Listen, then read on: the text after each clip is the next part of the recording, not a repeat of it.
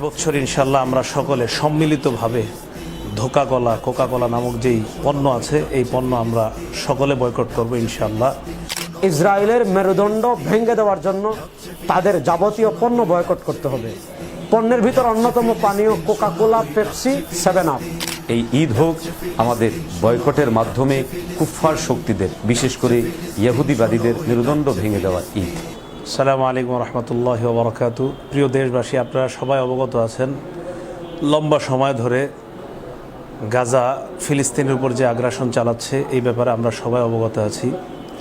সামনে মুসলমানদের একটা পবিত্র উৎসব ঈদুল আজহাকে কেন্দ্র করে সাধারণত আমরা গোস্ত ইত্যাদি খাবার গ্রহণ করে থাকি। এই খাবার গ্রহণ করার পর পানীয় ইত্যাদি গ্রহণ করলে শরীরের মধ্যে একটা এনার্জি আসে, একটা ভালো লাগা কাজ করে। এবছর ইনশাল্লাহ আমরা সকলে সম্মিলিতভাবে কোকা কোলা নামক যেই পণ্য আছে এই পণ্য আমরা সকলে বয়কট করব ইনশাল্লাহ। যেই পণ্য মুসলমানদের রক্তে রঞ্জিত এই পণ্য আমরা কিছুতেই ক্রয় করব না। নিকটস্থ যারা আছে তাদেরকে এই ব্যাপারে আমরা সতর্ক করে দিব। দেশবাসী সহ সকলের প্রতি আহ্বান জানাচ্ছি। গাজার কথা সবাই জানি। মুসলমানদের রক্ত ঝরানোর পিছনে ইসরায়েলকে আর্থিক যারা সহযোগিতা করছে তাদের ভিতর অন্যতম কোকা কোলা। আপনারা জানেন 1997-তে ইসরায়েল অফিসিয়ালি রাষ্ট্রীয়ভাবে কোকা কোলাকে সম্মাননা দিয়েছিল তাদেরকে আর্থিক সাপোর্ট দেওয়ার কারণে। ফিলিস্তিনে আমরা যেতে পারছি না, গাজায় আমরা যেতে পারছি না। আমাদেরকে কি করতে হবে?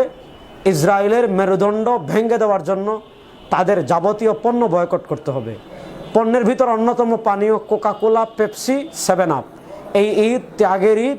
এই ঈদে আমাদের মুসলমানদের প্রতিজ্ঞা হবে আমাদের জীবন চলে যেতে পারে, কোকা কোলা, পেপসি, 7 আপ আমরা খাবো দূরের কথা, স্পর্শ করব না। গাজা, রাফা সহ গোটা ফিলিস্তিন জুড়ে যে হত্যাযজ্ঞ চলছে, ইতিহাসে তার কোনো নজির খুঁজে পাওয়া যায় না। আজ আমরা যখন ঈদের আনন্দে আনন্দিত হচ্ছি, ঠিক ওই সময়ে আমাদের ভাইদের রক্ত নিয়ে খেলছে ইহুদিবাদীরা। এই সময় আমাদের জেগে ওঠার সময়, তাদের বিরুদ্ধে, তাদের আগ্রাসনের বিরুদ্ধে সর্বাত্মকভাবে নিজেদের ঝাঁপিয়ে পড়ার সময়।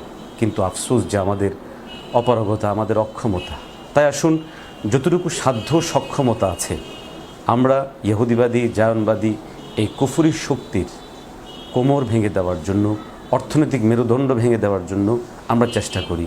তাদের যে সমস্ত ব্যবসায়িক পণ্যগুলো আছে সেই ব্যবসায়িক পণ্যগুলোকে বয়কট করার আওয়াজ উঠাই, নিজেরা বয়কট করি, অপরাপর মানুষদেরকে উৎসাহ জাগাই। এই ঈদ হোক আমাদের বয়কটের মাধ্যমে কুফফার শক্তিদের, বিশেষ করে ইহুদিবাদীদের মেরুদণ্ড ভেঙে দেওয়ার ঈদ। আল্লাহ আমাদেরকে তৌফিক দান করুন। এবছর ইনশাল্লাহ